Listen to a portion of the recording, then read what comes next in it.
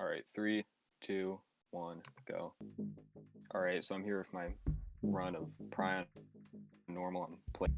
It's I just chose to run it for because there weren't a lot of runs in it. So first year I start loading up on these symptoms. They increase how severe the disease is, but more importantly, they increase how easily it is transmitted. And ideally, we want it to have high infectivity and low severity, and at the beginning, very low lethality, optimally 0, because we don't want anyone finding out before we've infected everyone. So I start with China. No real reason. I think Saudi Arabia is probably better technically, but I don't know. I just choose to start in China. More people there, so it lets me get more DNA quicker, which I think it just works as well as Saudi Arabia does. So I'm getting these symptoms right here, and getting the air and water transmission, which will let me spread farther, because the other ones I've noticed tend to just seep over land, and the two hardest countries to get to are, of course, Iceland and Greenland.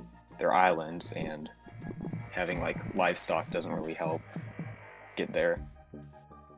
So yeah, I want to get all the possible air and water transmissions. So now that China's starting to get completely filled up with the disease, they're found out about it, which isn't a big deal. Since it's not very severe, they pretty much ignore it. So we're just slowly infecting other countries and making sure that it's harder to cure so that they don't go bananas on it.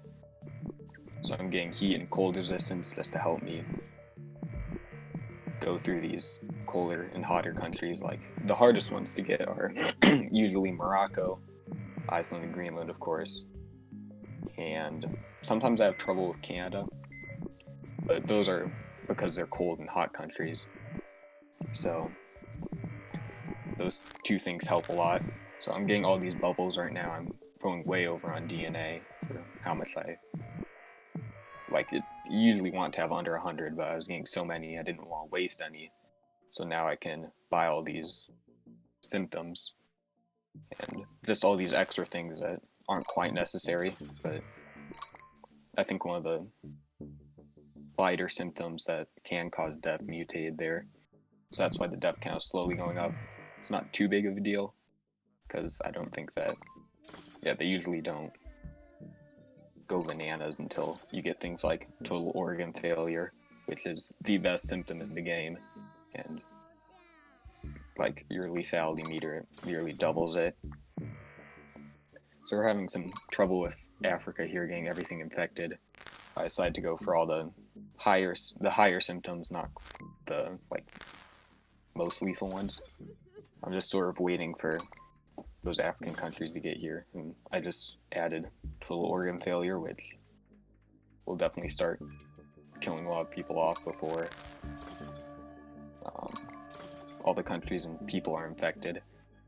So, but usually once the countries get past the halfway point, within 5-10 seconds, they're all the way filled up.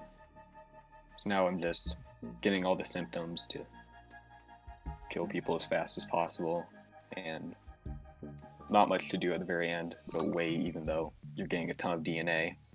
So I'm just sort of wasting it off on some of these extra things that aren't really necessary, but you never know, maybe they could speed it up by half a second.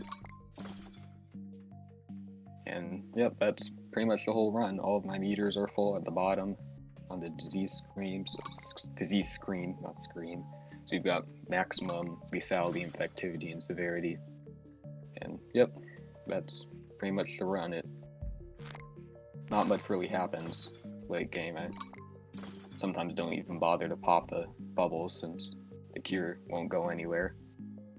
And yep, that's the whole run. That's new world record by like 30 seconds for that category. It's not a very commonly run category, but still, that's it. Sorry for not saying time start, my bad, but time usually starts at the play bubble being popped and ends at victory screen.